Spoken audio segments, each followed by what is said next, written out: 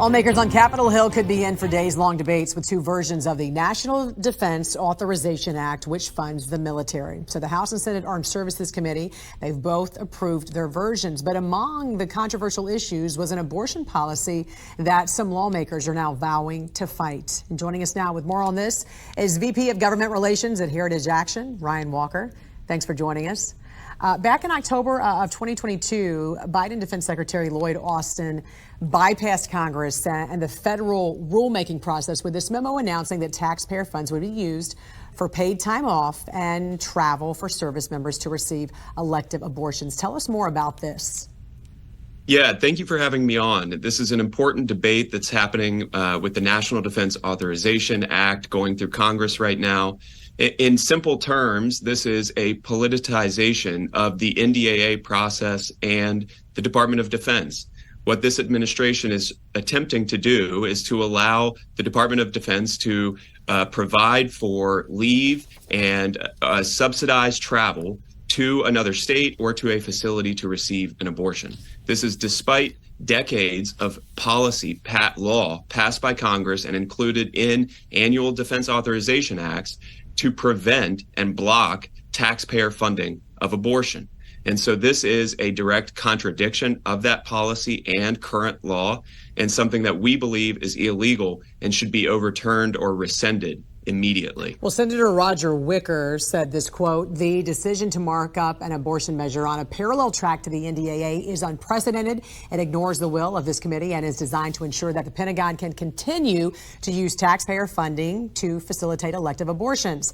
The good working order and bipartisan tradition of the Senate Armed Services Committee are not well served by this tactic. During the most dangerous national security moment since World War II, we should be focused on completing a strong NDAA that delivers the war-fighting capabilities our troops need to deter China and Russia."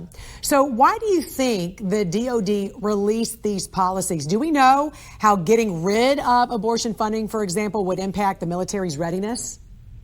Well, I think the decision was political. It was clearly a decision from the administration who views the abortion issue as a winning issue for Democrats, despite the fact that Democrats argue for and advocate for abortion on demand at any point in the pregnancy.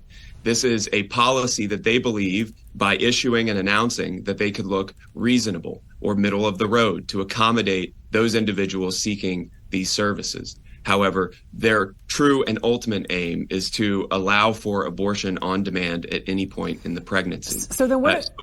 I'm sorry, go ahead. Go ahead, please. I don't know that this would impact readiness, other than we have seen reports that individuals believe the military is focused on things other than war fighting and the military's capabilities, which is something that they need to be focused on, especially in light of Russian aggression in Ukraine and the Chinese building up their defense systems and potential invasion plans of Taiwan. Yeah, and senators did ask this question, by the way. They posed this question to the Pentagon, if the Pentagon could explain how getting rid of this funding would impact the military's readiness. They have not gotten a response yet, but the big question, what are the next steps right now as this process does move forward? And that's an important question. So Congress, especially the House of Representatives, will consider a number of avenues. The first and foremost is a limitation on funding, an amendment through the appropriations process or provisions of policy to prevent the DoD from going about this work while the legality of this is sorted out in the court system. The second would be through the NDAA, which we've discussed here today, to prevent the DoD from conducting this activity and to prevent the authorization of it. And then lastly, I would say that Congress will consider congressional hearings. They will bring in the representatives at the Department of Defense to answer questions on this policy and to hear their perspective on this. Senator Tuberville is doing some of that now by holding DoD nominations in order to get that information from the Defense Department. All right. Well, sounds like it's got a ways to go still. VP of Government Relations at Heritage Action, Ryan Walker. Thanks for joining us here on the National Desk this morning. We appreciate it. Thanks for having me.